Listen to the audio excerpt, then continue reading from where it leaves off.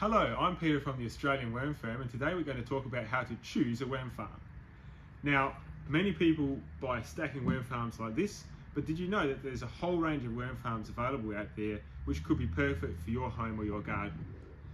So we'll start today with the obvious one, which is the stacking worm farm.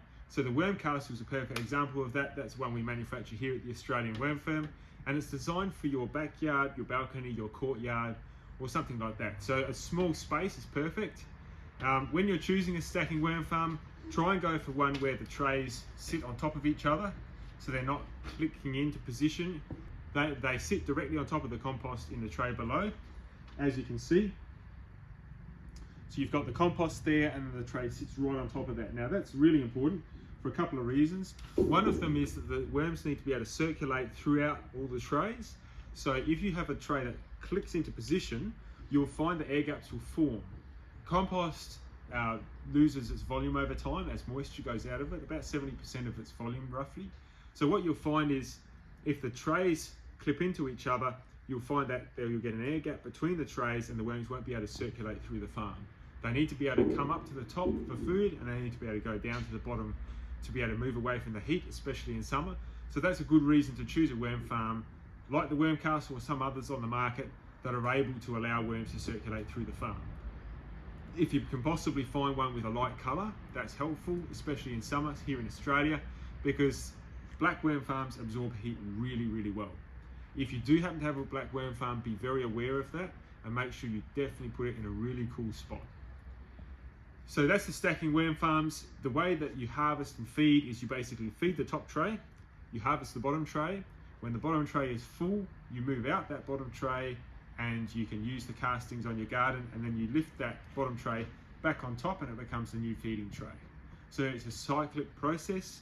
It takes 1 to 2 months to fill each tray, depending on how much food waste you've got. So if that's a consideration for you, and you're happy to wait that extra bit of time, then a stacking worm farm could be ideal for you. So the one that we sell is called the Worm Castle. You can see it here, very easy to set up, very affordable. It comes with all the instructions you need to set it up. And obviously we have dedicated information, dedicated backup and support to help you be successful with your worm castle if that's the decision you make. Another type of worm farm on the market is the hanging worm farm, or one that sits on a stand. So there's a couple of different models out on the market, some in America, some in Australia. They basically can hang from a tree. You can also have your hanging worm farm sitting on a stand. So as you can see, the worm farm hangs from the stand. It's at waist height, which makes it very ergonomic. And if you want something that's stable for a bigger backyard, if you've got a busier household, it's really good to have it on the stand. The advantage of the bigger worm farm like the Swag is that you can process a larger amount of food scraps. Also, you can produce worm castings at a quicker rate. The amount of worms that you can fit into a worm farm, and therefore the composting capacity of a worm farm, is determined by the surface area at the top of the worm farm. So in this case, the Swag has a bigger surface area at the top of the worm farm than the Castle does, so it therefore can process a larger amount of food scraps.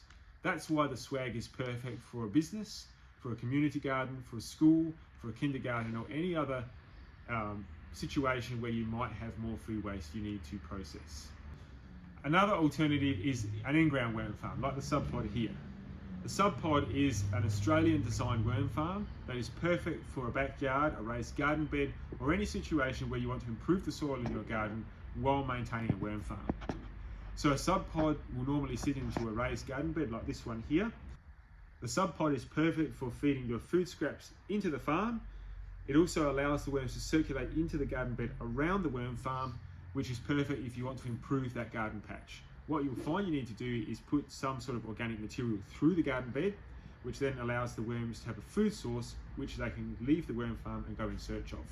The worms deposit their castings throughout the garden bed, and this not only improves the soil in the garden bed, but saves you the trouble of having to apply the castings to that bed.